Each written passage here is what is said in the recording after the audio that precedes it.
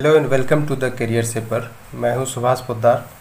ये set physical geography के hydrosphere chapter को लेकर के बनाया गया है, जो आगामी परीक्षाओं के लिए बहुत उपयोगी है। आइए देखते हैं।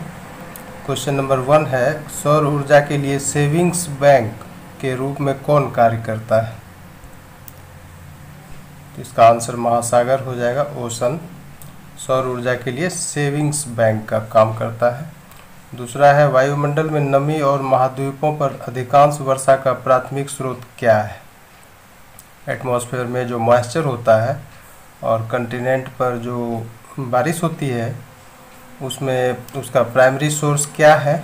तो प्राइमरी सोर्स यही है, महासागर ही है, ओशंस। 3 नंबर प्रश्न है, जलमंडलीय चक्र हाइड्रोलॉजिकल साइकिल घटित होने में कौन मदद करता है? ये जो हाइड्रोलॉजिकल साइकिल होता है एटमॉस्फेयर में, उसके घटित होने में महासागर ही मदद करता है। आंसर महासागर होगा। 4 नंबर प्रश्न है, धात्विक और अधात्विक खनिजों का रिपोजिटरी कौन है? रिपोजिटरी बोलते हैं भंडार गृह को, यानी मेटालिक और नॉन मेटालिक मिनरल जो होता है उसका रिपोजिटरी कौन है? यही महासागर है।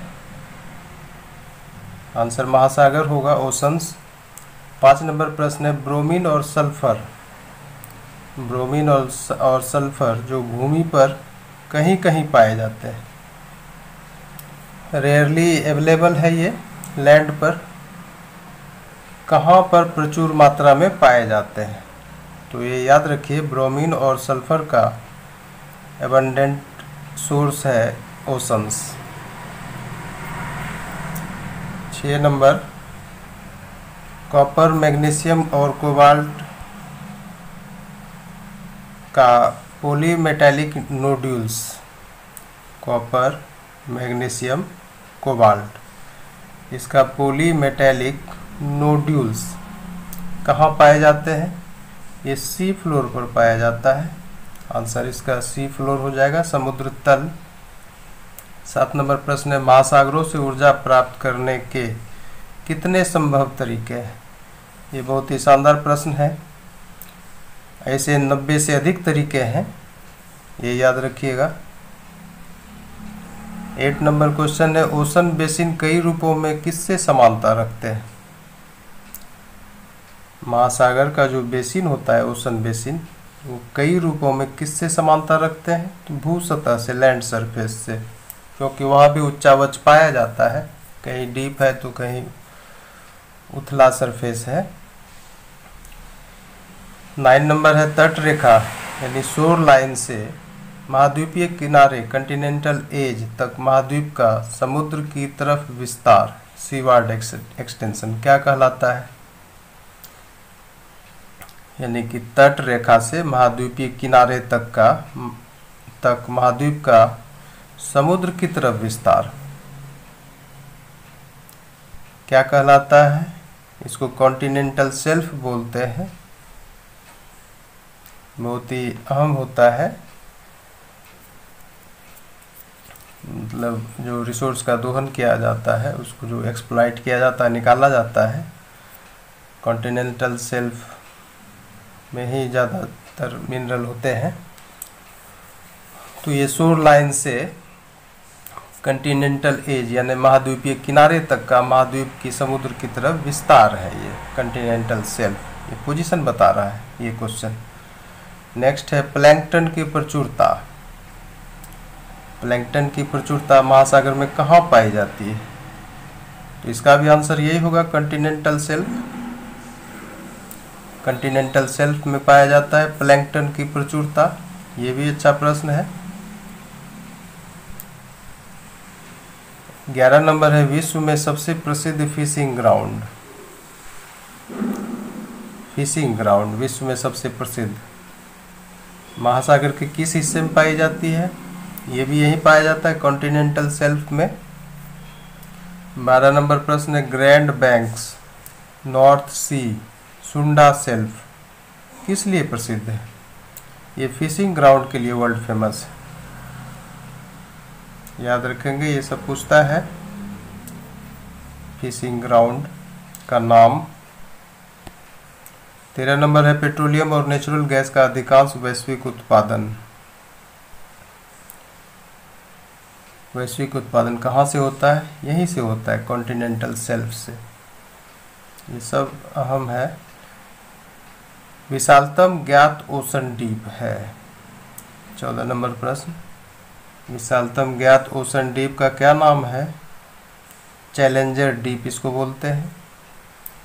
नेक्स्ट है चैलेंजर डीप किस गर्त में स्थित है? तो मेरियाना ट्रेंच में है, मेरियाना गर्त में स्थित है चैलेंजर डीप। चैलेंजर डीप किस द्वीप के निकट है?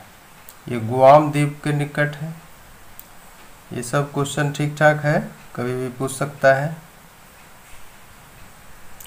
चैलेंजर डीप कितना गहरा है? 17 नंबर प्रश्न है। इसकी गहराई पूछ रहा है, 36,000 फीट से अधिक है गहरा चैलेंजर डीप, जो मेरियाना गर्त में है। 18 नंबर है, उन महासागरीय द्वीपों का क्या नाम है जो महासागरों के बीचों बीच समुद्र तल से ऊपर उठते हैं? ये कैसा प्रश्न है? उन महासागरीय द्वीपों का क्या नाम? महासागरीय द्वीप का नाम जानना है जो महासागरों के बीचों बीच समुद्र तल से ऊपर उठते हैं। इसका नाम याद कर लीजिए, अजोर्स और एसेंशन द्वीप। ये दो द्वीप है जो महासागरों के बीचों बीच समुद्र तल से ऊपर उठता है। 19 नंबर प्रश्न है, 1000 ग्राम समुद्री जल में घुले हुए लवणों की मात्रा ग्राम में किससे दर्शाया जाता है? इसी को सैलिनिटी बोलते हैं। सैलिनिटी का डेफिनेशन है 1000 ग्राम समुद्री जल में घुले हुए लवण की मात्रा, वो भी ग्राम में। महासागरों की औसत लवणता कितनी होती है? 20 नंबर प्रश्न है, महासागरों की औसत लवणता कितनी होती है? ये लगभग 35 प्रति हजार होता है। यानी इसको ऐसे लिख सकते हैं 35/0/00। वही हुआ 1000 में 35 ग्राम लवण होता है औसत में 1000 ग्राम जल में। 21 नंबर है, महासागरों की लवणता बदलती है। कैसे बदलती है? दोनों रूप में बदलती है, क्षैतिज और उदग्र रूप से महासागरों की लवणता बदलती है। इसको याद रखिएगा, बहुत अहम क्वेश्चन है। 22 नंबर है, महासागरों में अधिकतम लवणता कहाँ पर होता है? ये भी प्रश्न है, महासागरों में अधिकतम लवणता कहाँ पाया जाएगा? ये ट्रॉपिक्स पर पाया जाता है, उष्ण कटिबंधों पर। 23 नंबर है, महासागरों की लवणता घटती है।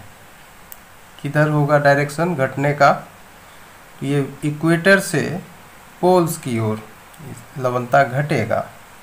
ये सब याद रखिए, बहुत ही अच्छा प्रश्न है ये सब भी जो भी प्रश्न है बिल्कुल हिट प्रश्न है। विषुवत रेखा से जब पोल की ओर जाएंगे तो महासागरों में लवणता घटती है, इस तरह का क्वेश्चन रखा जाता है। 24 नंबर, महासागरीय जल के मुक्त गति के कारण सभी महासागरों में यहाँ तक कि अत्यंत गहराई में भी विभिन्न लवणों का अनुपात क्या रहता है? अचर रहता है।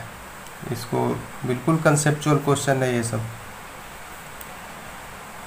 कांस्टेंट होगा आंसर।